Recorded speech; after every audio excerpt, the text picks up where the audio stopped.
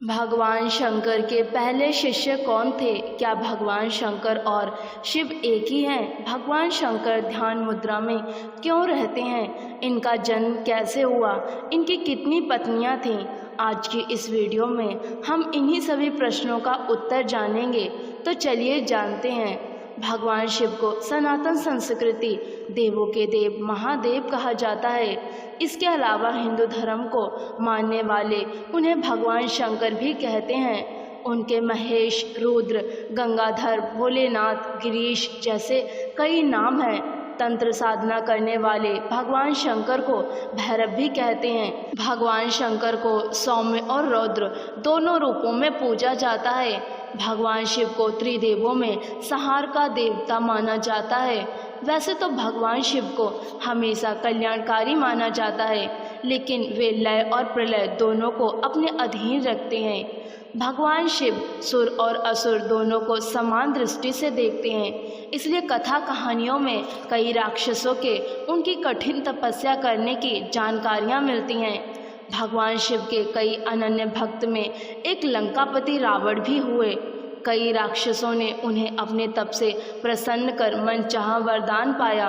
सवाल ये उठता है कि भगवान शिव के भक्तों की कई कहानियाँ सुनी सुनाई जाती हैं, लेकिन उनके पहले शिष्य की जानकारी बहुत कम उपलब्ध होती है। जानते हैं कि भगवान शंकर के पहले शिष्य कौन थे। भगवान शिव के पहले शिष्यों की जानकारी पुराणों में मिलती है। पुराणों के मुताबिक भगवान शिव के सबसे पहले शिष्यों में सप्तऋषियों की गिनती होती है। मान्यता है कि सप्तऋषियों ने भगवान शिव के ज्ञान का प्रचार धरती पर किया था।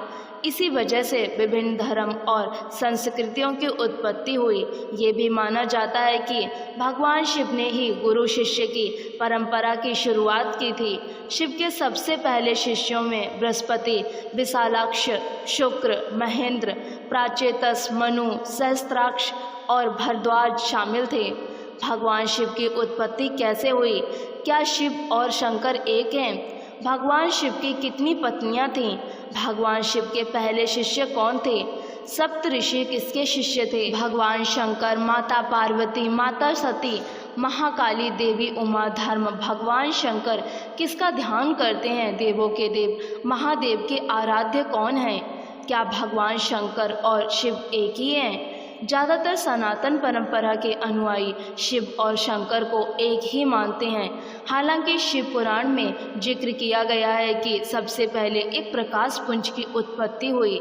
इस प्रकाश पुंज से ब्रह्मा और विष्णु की उत्पत्ति हुई। जब ब्रह्मा जी ने पूछा कि आप कौन हैं, तो पुंज से आवाज़ आई कि मैं शिव हूँ। इस पर ब्रह्मा जी ने प्रकाश पुंज से साकार रूप लेने को कहा। फिर उस प्रकाश पुंज से शंकर की उत्पत्ति हुई। इस आधार पर कहा जा सकता है कि शिव और शंकर एक ही शक्ति के अंश हैं, लेकिन दोनों अलग अलग हैं। दोनों में फर्क इतना है कि शिव प्रकाश पुंज स्वरूप है और अब हम उनकी शिवलिंग के रूप में पूजा करते हैं, जबकि शंकर सशरीर देव स्वरूप हैं। भगवान शंकर ध्यान मुद्रा में क्यों रहते हैं?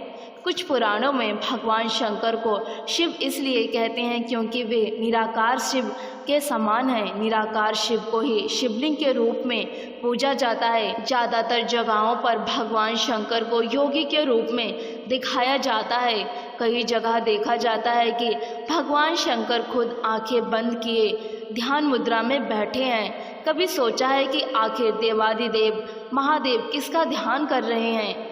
तो इसको लेकर अलग अलग कथाएं हैं। रामचरितमानस में भगवान शिव और श्री राम को एक दूसरे का उपासक बताया गया है। शिव पुराण में खुद भगवान शिव माता पार्वती को बताते हैं कि वह श्री राम का ध्यान करते हैं। वहीं कुछ पुराणों में बताया जाता है कि भगवान शंकर शिव का ध्यान करते हैं।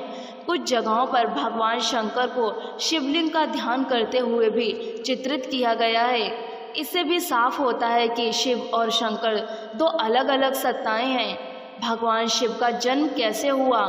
मान्यता है कि भगवान शिव स्वयंभू हैं, यानी खुद ही प्रकट हुए हैं, लेकिन पुराणों में उनकी उत्पत्ति का विवरण मिलता है। विष्णु पुराण के अनुसार जहाँ भगवान विष्णु ब्रह्मा जी की नाभि से उत्पन्न हुए थे, वहीं भगवान शिव विष्णु जी के माथे के तेज से उत्पन्न हुए।